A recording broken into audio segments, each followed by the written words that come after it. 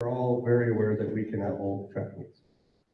This is something that keeps coming up, keeps being brought to the board, or, you know, you can see the signs around town. I think it's what, 2 years now? We haven't had track meets? Is that correct? I think so. Yeah, it's been at least. This will be the third year. This will be the third season without track. Well, actually, I think he might have ran freshman year. Maybe just 1 year? No, it's been at least two seasons. Maybe he was a middle schooler when he ran it. So it's not just the track, it's also the football field. If anybody's spent any time out there, you can see that, correct me if I'm wrong, Wade, is that kind of that northwest area is affected the most.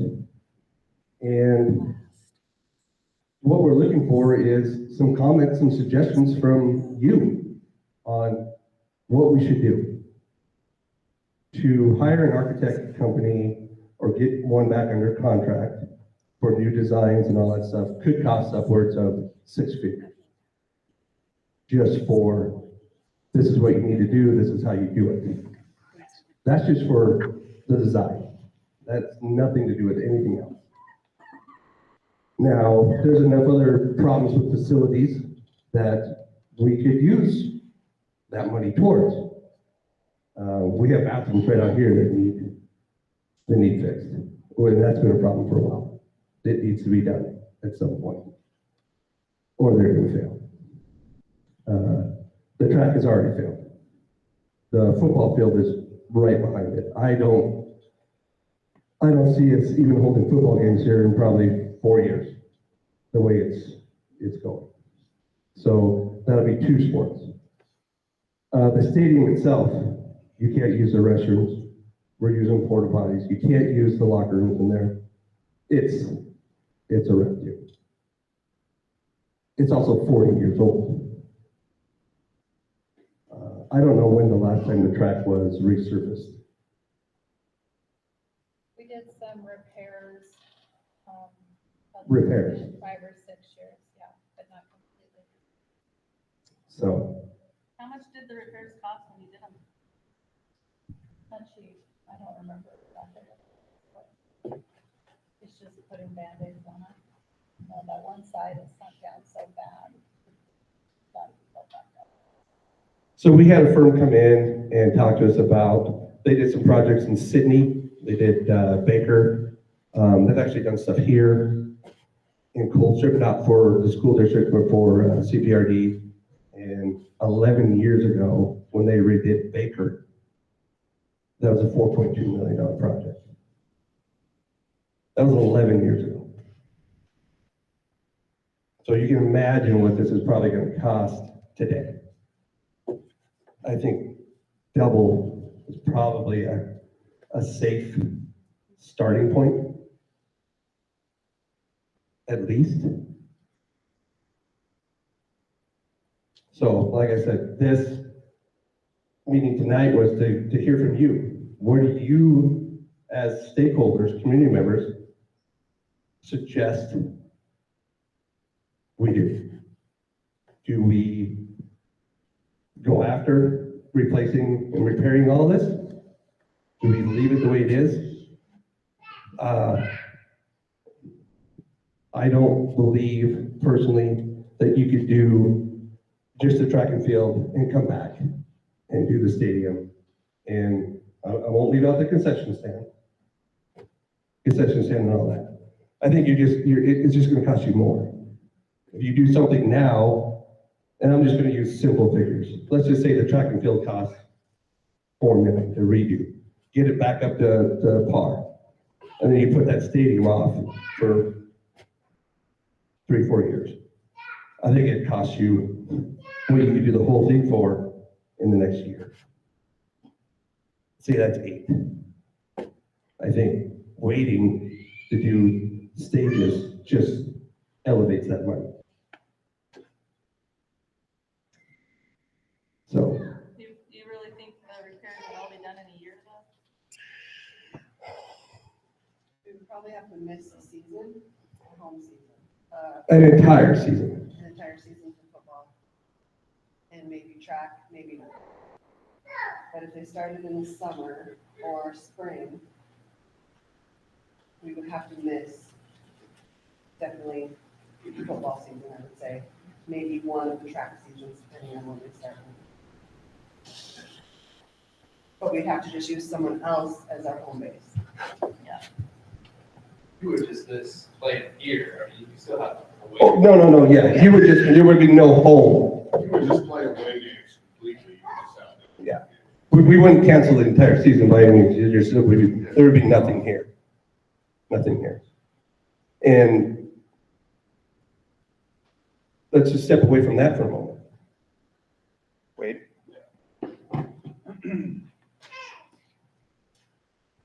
So, the points that Steve made are all valid. The things that I've been looking at, from an engineering perspective, and I've gone through and toured the track, I've toured underneath the stadium, I've toured the stadium itself, and there are bigger issues than just the track. The stadium itself, I mean, if you've been up there, you can see that it's kind of crumbling. There's things falling off. We've been able to kind of patchwork here and there, but if you go underneath the stadium, it's a whole different ballgame. There has been water that has come through that is, landing on steel I-beams. That is, I mean, that's your structural part is not good. And so you've got water standing in spots underneath that stadium that will basically eat out the bottom, the foundation of that stadium. And really it becomes an issue where we look at it from a liability standpoint. And really it's one of those things where if we're not going to go in and look at a design for a new stadium, we're going to have to come in and do some assessments with structural engineers, with electricians, those types of people to be able to see whether or not this is actually even viable to continue on as a structure itself. So it makes me nervous as an engineer. I've gone underneath there. I've seen what's happened to the things that we've stored underneath there. They just get deteriorated because water is going right through and down on these brand new pads that we've bought. And those are things that we can't really store anywhere else. That's where they're supposed to be stored. We can't use the bathrooms there, and I don't really like using a porta potty. And I've also looked into other options for bathrooms.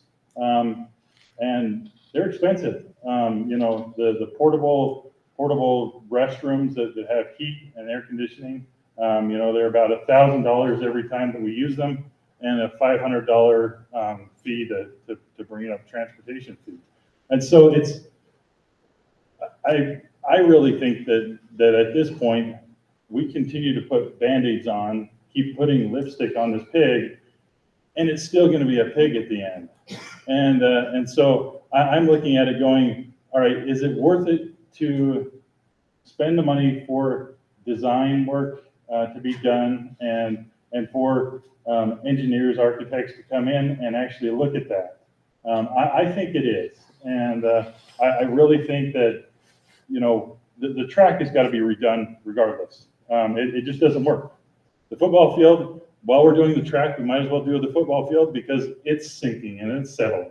And there's really no point in tearing one up, fixing that, and then having to tear up the other later on. And so if we don't go for a new build, at the end, we're still going to have the issues that we're having today, just prolonged and pushed maybe 5 years down the road, 10 years down the road.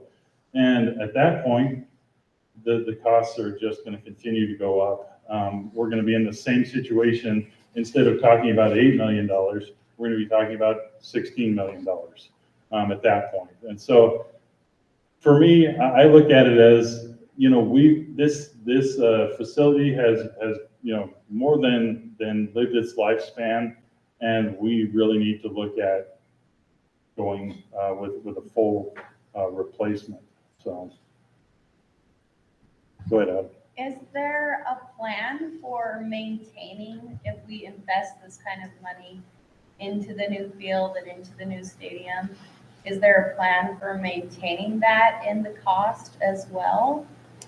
So up until this year, we've really finally got, what, 3 full-time maintenance workers, right? We haven't had the crew who we need. A maintenance plan will definitely have to be put in place. We can't invest and ask you to invest to do something like this and not make sure it gets the attention it needs. So yes, there will have to be something put in place. Because part of the reason we're here, because we didn't have that in the past. That's absolutely right. We did not have it. Have you considered an alternate location? If you're talking about a totally new build, you're talking about ground that's sinking, which isn't going to change. The soil isn't going to change where you have this facility currently placed. So you're talking about a lot of subsurface stabilization, which is incredibly expensive versus, I mean, I don't know. I don't know what the soil structure is on the upper parking lot area, or if that space is even large enough to consider. But it doesn't seem to have the sinking problem. Doesn't seem to have some of the water problem that you're talking about lower down. Have you considered, if you're looking at a completely new build, have you looked at a different location? I'll be honest, I don't think we've looked at it, as far as, moving the facility. I'll be honest, no, we haven't considered that. I would think with the architects and the design people and whatnot, when they do their samples and the cores and whatnot, I would hope that that would come out in that study, that, hey, this is probably not a viable place to do this. But really, I mean, even thinking about, is that okay?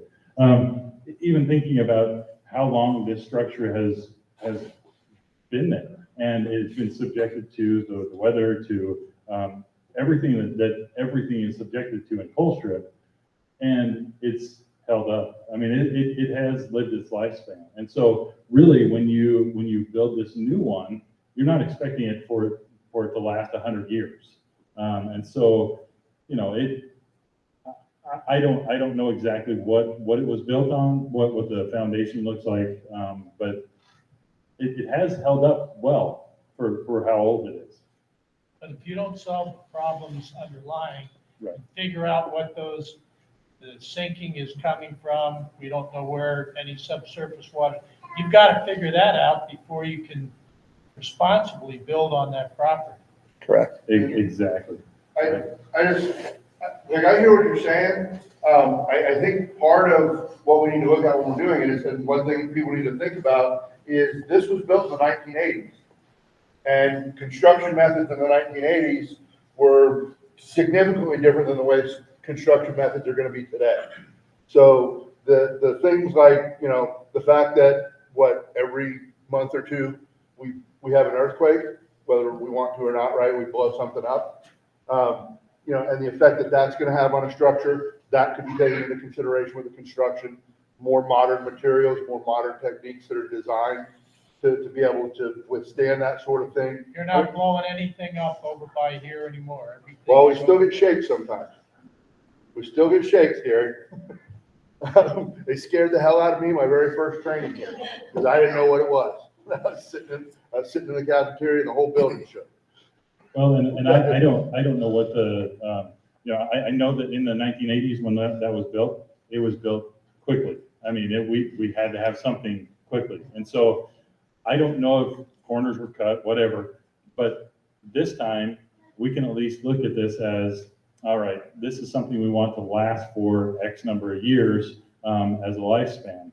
And so, yes, we will go in and do those geotechnical and structural engineering analyses to actually make sure that it does. And I'm sorry, I don't mean to. No, you're good. I think and you guys hit the nail on the head with maintenance and the maintenance that needs to be done. I mean, the football field, when was the last time it was topped? you know, where they come in and they level it out with sand, right? It's been years. That's something that should be done every year, okay? You know, the preventive maintenance stuff, that hasn't, you guys are right, it hasn't been done. For whatever reason, it hasn't been done, and yes, it would need to be done. And that is a huge factor in the condition that it's in. So, you know, yeah, I think you're hearing these guys and, you know, saying we need to take better care of it when we get it. But we need something that we can take care of. That's kind of the circle we're running around. And I'm not here tonight to sell anybody. I'm not trying to sell anything here.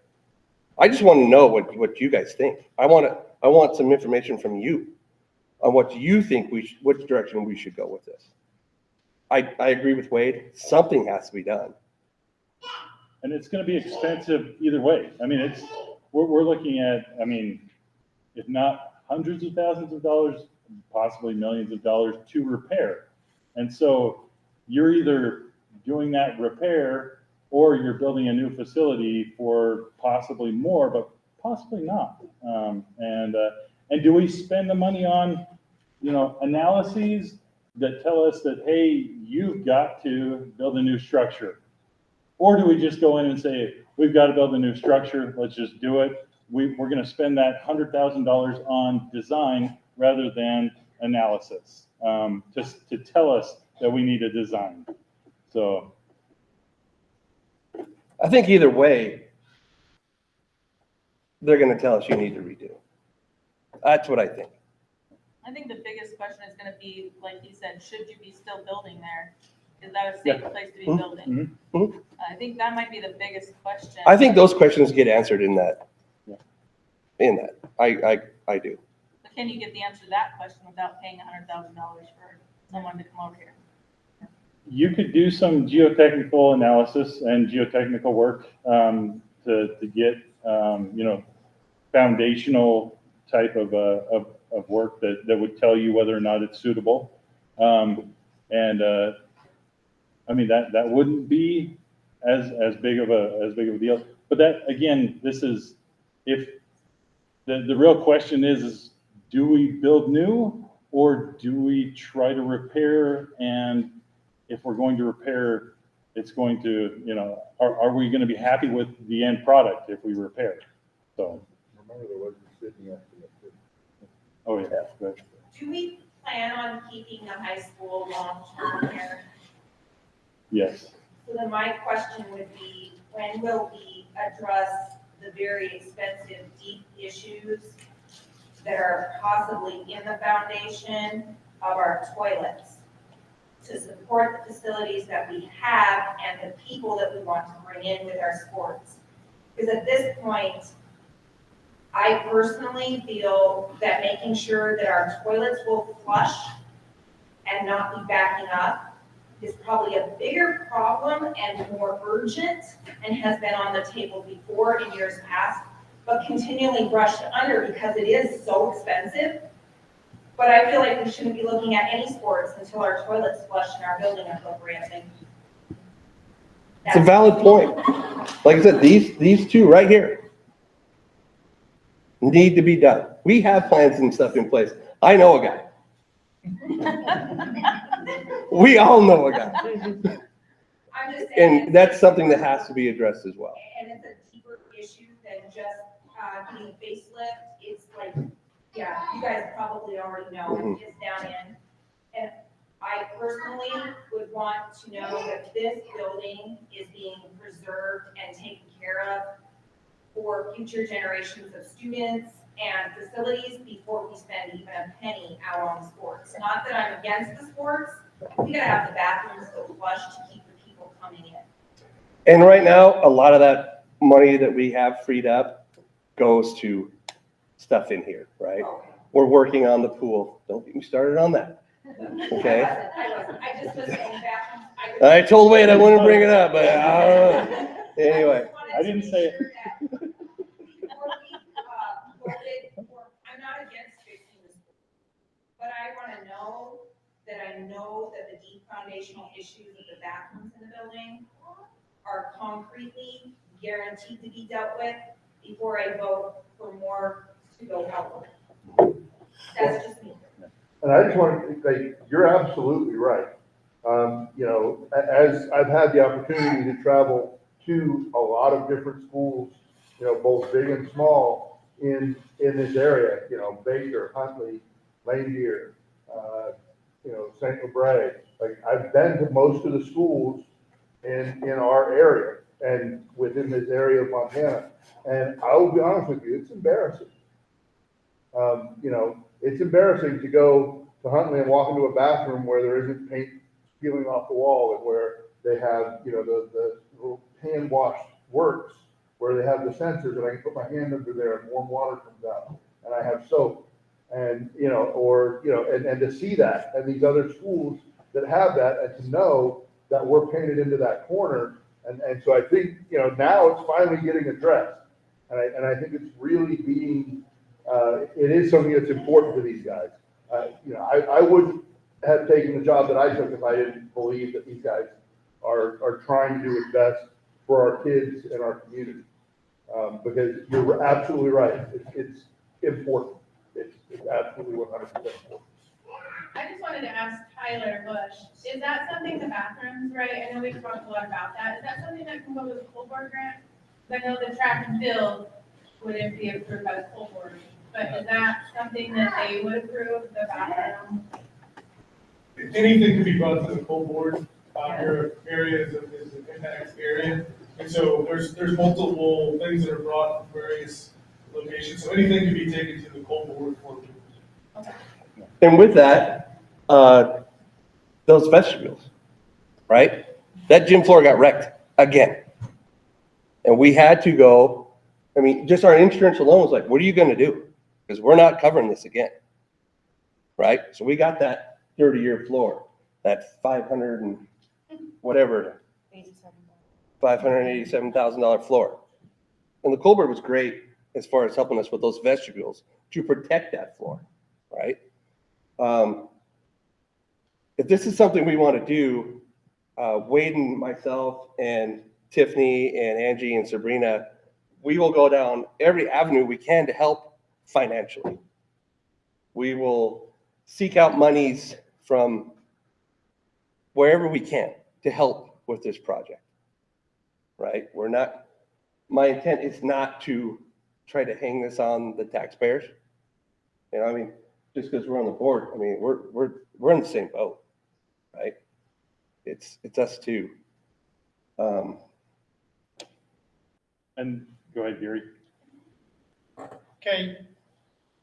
First thing we gotta look at is Colstrip gonna continue?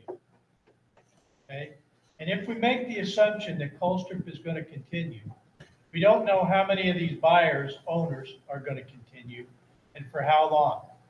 They pay 90% of any taxes that we put out there. And what we need to do is look at these facilities, not just there, but all the problems that we have and put it into one mill, okay? One mill levy, all right?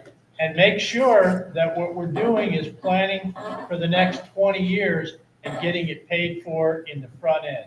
Because, you know, putting lipstick on the pig doesn't work, okay? As long as we've got the plants here, as long as we've got the ability to tax at 90% to somebody else, then we need to make those plans and look at minimizing the amount of maintenance and replacement that we have to do 10 years down the road when they may not be here. So now is the time to get after that, as long as we still have that support available to us. And I'm so glad you're here tonight to say that we have the opportunity now. I don't know.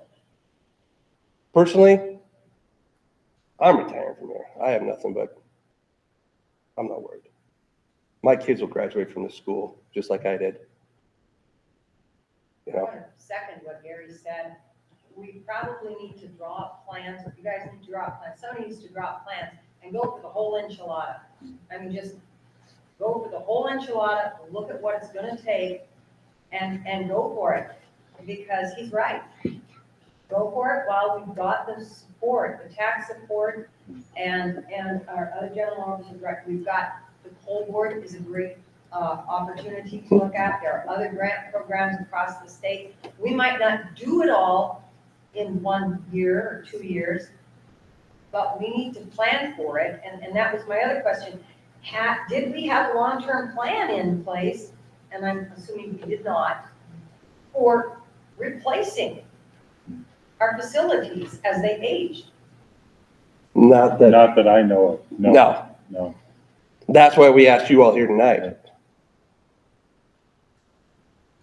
And the Coal Board has monies, but you gotta be careful. They do have a limited amount of monies, each quarter available and each year They do. available. And you gotta be careful how often you go to that well. Make sure that you're letting them know you're gonna do the maintenance. I'll stand up in front of them every time and testify on behalf of the school and Colstrip. But I need some assurance too that we're not gonna make me and this town look like we're not taking care of I business. completely agree. In fact, the one thing I'll always take away from the Coal Board meeting that I was at with Wade is they want a plan of improvement. They want to see your plan of improvement. They want to know that you're thinking 10, 20 years down the road. They don't want, well, I need this for this right now. Well, what happens after that? They don't want to talk to you when you don't have that.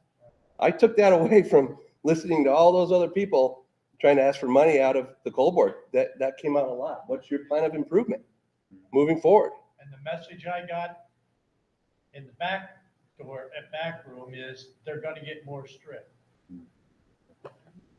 I can imagine why. Charles? I'm just curious. When Clearwater came in with their wind generation and everything, they wanted to be the good neighbor. Is there any tax dollars there? Any help there? Is that a possibility? We get impact fees from them. The county forwards a portion to us, a portion to Forsyth schools, and a portion to Rosebud schools. And we've actually been saving that money because we know when we go to do a big project, the school's gonna have to have money, some matching funds. If we go to fundraise, some of these other companies. We got to show some kind of buy-in on our side. I mean, just curious if that was. Mhm. Yeah, we do have that. We do. I believe there's another wind farm coming on soon, and we'll get impact fees from that as well. Anything to help. Yeah, Right. Yeah. And because this is kind of really got super popular the last couple of years, we have been just kind of holding off on that, right? So we had to use some for the buy-in on the vestibules, right? We had to show them our commitment with that. So, and having that plan, having that done right away surely didn't help or didn't hurt us with the Coal Board either. When we showed them that, thank you for the money, it's done. So that plan of improvement will be a big factor in that as well. And we will go before the Coal Board again in December and say thank you for their funds. I mean, that's something that we definitely will do. And again, I mean, I don't want to overlook the fact that we just got a levy passed and we appreciate that. I know that our teachers appreciate that, our administrators appreciate that, because you as a community saw that was a need. And so we do appreciate that. We appreciate people like Gary, like Jim, that go in front of the Coal Board with us and vouch for us as a district. And so they definitely do a great job there too. So. Money-wise, where are we at then? Can we start quickly? Or is it gonna be a year down the road before we do anything? I think if the general consensus is for us to go ahead and get that architectural design done, get all that done, we can start that tomorrow. And really, this is a great time to start it, because during the winter time, this is when engineering, they definitely do their planning. So. And Brittany did run some numbers on what a bond would look like for a taxpayer, if anyone was interested in just seeing number-wise. I can put that up there. Yeah, we have a slide that she prepared, just, That first one or whatever. Yep. if you want to kind of explain it, Brittany? Sure. First, they looked at our debt limitation, so just so you guys know, we're not asking for a bond that would, put us in debt by any means. They look at that first to see how much we can, and our debt capacity is 41 million, which is our taxable valuation, which can fluctuate. So we are very well within our means to ask for a $7 million bond. And you can see there that they just ran a 20-year term, 25 and 30. And then it shows down below, your residential property, if you're at 100,000, then it's yearly would be $18.20. So I think the biggest thing that I see as a taxpayer is put this out there. Yeah. Start doing, for lack of better words, advertising on why we want this levy to pass. So that going into that people know. Yeah, that's definitely our plan. This is the first step, just to see Yeah, are people that will even go going to buy in. And for me, these numbers were pretty, Yeah. I can afford that, so. And that's the full 7 million. Yeah. And we have hopes that, or that we could get funding. Yeah. For part of that, a lot of that. I would like to see the taxpayers pay 20% of it. Right. Yeah. But the problem is right now, we don't want to start advertising for a levy Yeah. until we have that design. Yeah. And we know Oh, what for it sure. exactly it's gonna cost us. But So, before the time comes to yes, vote on that, yeah, that information should be like Yeah. pounded Yeah. out. Which we will, I'm sure we'll do the same thing as when we run a school levy, when we send that we those send out letters. a letter. That was to very every helpful. taxpayer. Yeah, so we could do something like that that's very informational. And then, we have to, after we get the numbers, we have to run the levy. And then that's, hopefully it passes. And then we can kind of start moving at that point. And I know nobody likes to listen to our budget meeting that she works so hard on every year when we get that federal audit.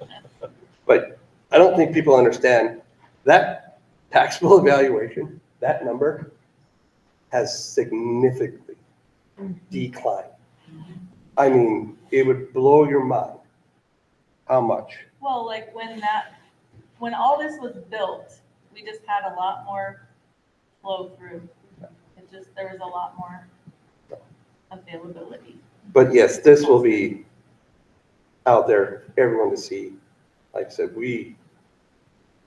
just the information that you guys have already provided is helpful. It's hard for the board, Sabrina, Tiffany, Wade, and I, and Angie, to sit there and go, well, we got We have to 6 figures, we have some money from next era from the county. Should we just throw that at a design and, not have the buy-in from the community? And Owen Heck was the one that really brought that to my attention at that last time you guys spoke about this in the board meeting. He's like, do we want to do that? Or do we want to go after the bathrooms with that money? Because we don't have buy-in. Because that's going to be important when we go and talk to these other entities like the coal board. Yeah. We have buy-in. So, I say, my thoughts are, why don't you guys just get it together with one big old pot, get everything fixed and be done? So bathrooms, Bathrooms, football, everything. track, football fields, I think what's stadium. gonna happen is, if we don't do it now, we're gonna end up like Park City, Montana, who would love to have a new gymnasium, but they can't get it because they don't have taxpayers that want to pay that right there. And we want our youth and our kids to have nice facilities. We want it to be taken care of and look nice, and we can host things. And I think just put it together and see what the cost is. As somebody who grew up here and participated in sports and now as a parent, actually kind of in the prime of what Colstrip used to be. And seeing, not that it's interior, but it has, it's just time, right? I would like to see it restored back to glory. And I mean, I've actually kind of not frustrated, but been curious why we haven't done this already. Right. This has been talked about for a long time.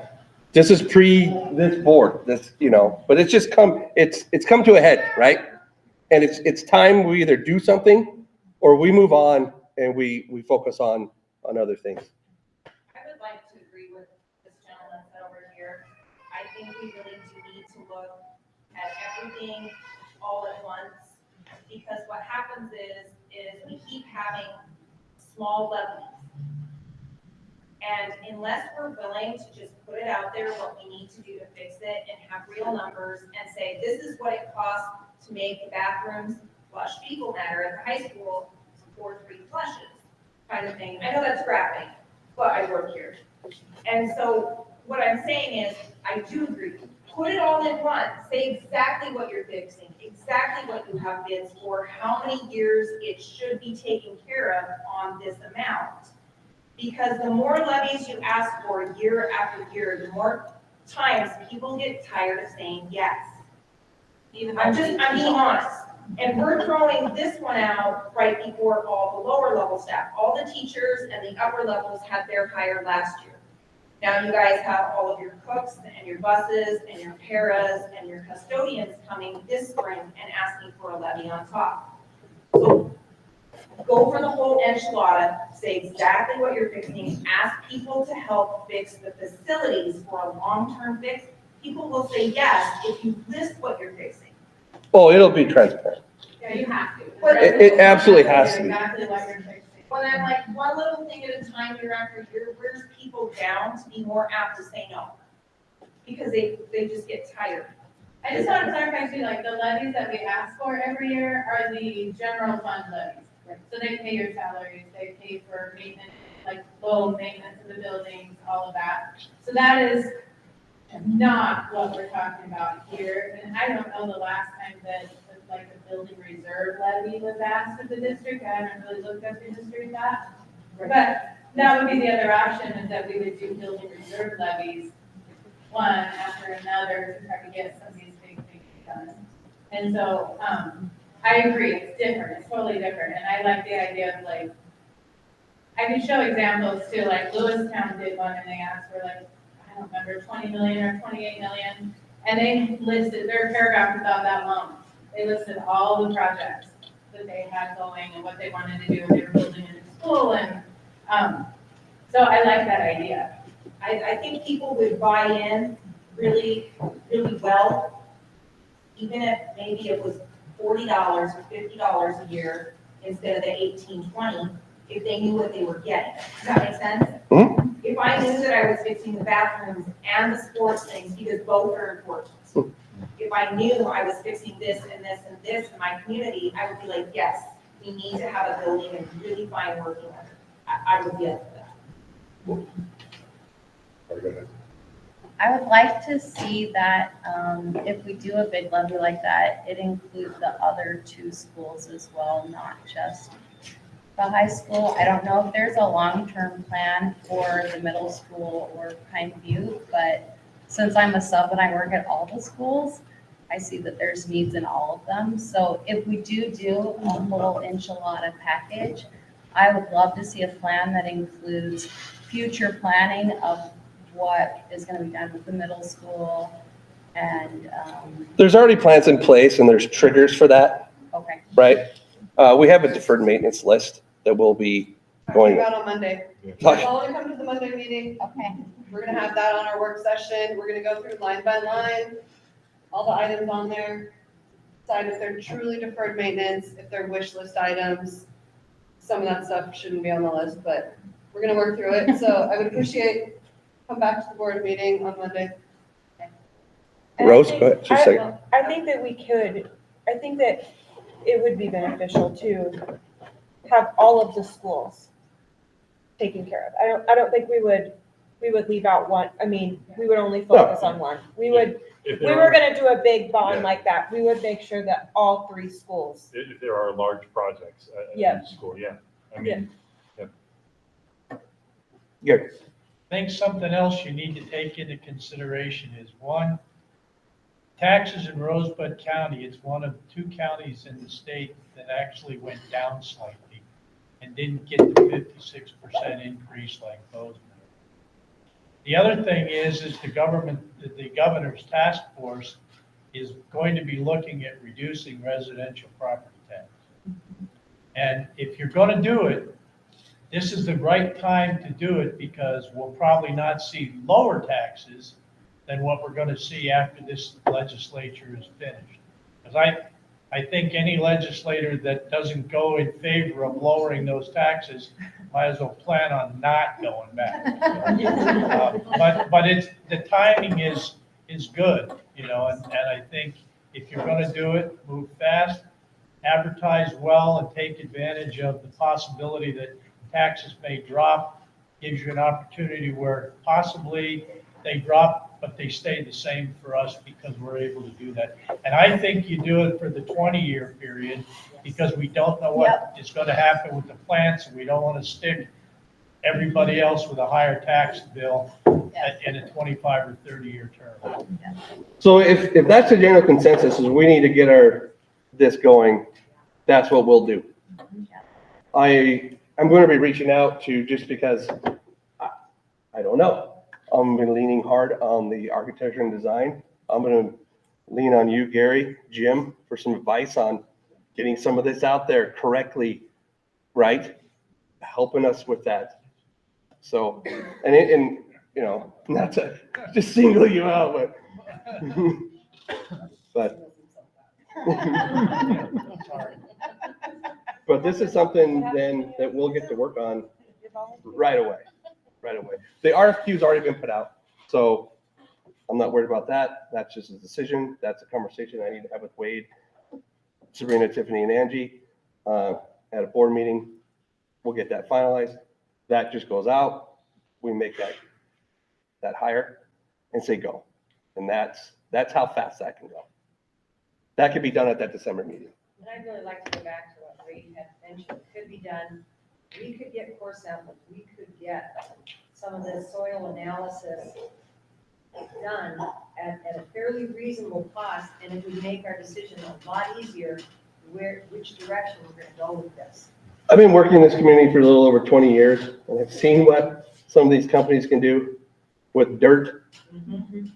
I have nothing but confidence in the personnel on the ground already here that can help us with that. Geosyntec is here all the time. I've seen them build pads for that drag line. I know they can stack dirt up to where it don't move, right? There's constantly moving stuff out the power plant. I know we could do it. That field was never done the way So, clear back in the 80s. It was never done right, so I'm sure. Lucas. Have you guys talked to any other schools like Red Lodge or Baker? I'm not a proponent for the turf myself, but as far as long-term maintenance costs on something like that, you're talking sprinkler system, taking care of the grass, talking paving lines every year, you're paying someone to do that. Those fields all come with lines on them already. There's no watering system. There is obviously replace them every 8 to 10 years, I believe, but maybe talk to some of those schools on where their maintenance costs went with the facility. Going with the turf instead of just natural grass. Again, Some of the questions I've asked about turf was, some of them are backtracking on Yeah. putting the and turf I'm in. not a part of it, I'm just strictly a The kids money don't want to. thing. Right. You It's a lot pretty harder much, on you pretty much are trading one set of maintenance issues for another set of maintenance issues, because you have to disinfect it. You still do have to water it, because you have to settle stuff in there. You have to get it brushed up, you have to add the little rubber pellets to it. So, it's a trade-off. And, you know, for the expense of it, And the cost was another. Oh, yeah. I did just some, when I was in Sydney for some work, and I was with middle school football team in Baker on that facility, and I talked to a few of their parents and some of their middle school coaches, and they're like, sounded like a really great idea at the time, but Right, yeah, I was just like, get feedback from them, that's what they would do over again, or if they would do something different. And the cost is quite a bit more than turf, than I don't think it's the greatest on the athletes. I think moving forward, we would probably just stick with the natural. So. I'm not trying to rush anybody out of here, but I guess I feel like I got a little bit of work to do, along with the rest of the board, to get this going, so we can get something done in a board The meeting. main issue with the track is that north side is like slipping down. It's- Is that what the main issue is? It's got some, There's more issues than that. If you go over on the high jump pit, that whole area is like walking on little marbles. And so you're expected to high jump on that, and it's just not possible. And so, I mean, the track itself, it's settling in the area where it's draining, which, I mean, yeah, you would kind of expect it that way. But the problem is that the drain is failing. And so it's just going to continue to settle, and we've either got to go in and replace, a good portion of that side and then try to tie it back into everything, or go in and redo the entire thing. So it just, there's. So it's unsafe enough, just the track part Mhm. is unsafe enough to say no to a track meet. yes. There are actually schools that refuse to come here. That's why we can't hold track. I've never actually been out on the track, so I'm Standard just there, taking. Yeah. Which, and I just kind of want to say this as a point for, improving the facilities, for all the facilities, is that does bring in schools, and that does bring in money into the community. So this is an investment into our own communities, because when those, if we can hold a track meet, we're gonna have 8 or 10 schools here. Their parents are gonna come watch them. They're gonna wanna go to Rosebuds and buy food. They're gonna wanna go to the restaurants and buy food. They're gonna need to get gas, right? So it's not just putting money into the school, it's putting money into the community. And the more of that stuff we're able to host, and there are a lot of schools in our area that ask especially about the track, because we are very centrally located, and they wanna come here. And they wanna be able to come here and have events, because it's not driving to Lockwood, it's not driving to Laurel. It's coming, somewhere that's an hour and a half, 2 hours, 3 hours closer for them to come to. And they want to be able to come here. As far as athletics go, okay, athletics funds athletics. The money that buys football helmets, the money that buys track uniforms, the money that buys, all of that stuff comes from y'all coming to games, and from other people coming to games, from the hot dogs that you buy, and all of that. That's what pays for it. And I mean, we got a pretty good middle school football coach right now. He's got a growing program there. He's doing a great job. I have to buy about 20 new helmets for him. I have to get him new jerseys because he's doing a great job with the kids. Hopefully that'll translate up into the high school as those kids grow up. And, but that stuff costs money. We've got track uniforms that we need to get because our kids are running in stuff that's 8 and 10 years old. Okay, so. I wasn't gonna say it. No, but you're right. But you're absolutely right. And we need to be able to bring that money in to pay for that stuff. Yeah. And Right? we can't have a track meet, so we can't really bring money in. Exactly. Wrestling. Yeah. We spend an obnoxious amount of money on rooms for wrestlers. And we're trying to be able to host meets here. And, we want to have facilities where the kids can go to the bathroom, where the kids can go and shower, where the kids can get something to eat, right? You want to have all that stuff. And, it is going to take fixing the stuff up. So, yeah, it's not just an expense, it's an investment. It's an investment in our community. And saying, we are here, and we're gonna be here. And, please come and leave your money here. So. Put a dome up. Can I go home now? You can go on now, then. All right, unless there's anything else, thank you all for being here tonight. Thank you for answering some of these questions, and thank you for bringing up some stuff that we really didn't consider. So that's what this was about, to help this board make Informed decision. an informed decision, the right decision. So All right, with that, thank you guys. Appreciate it.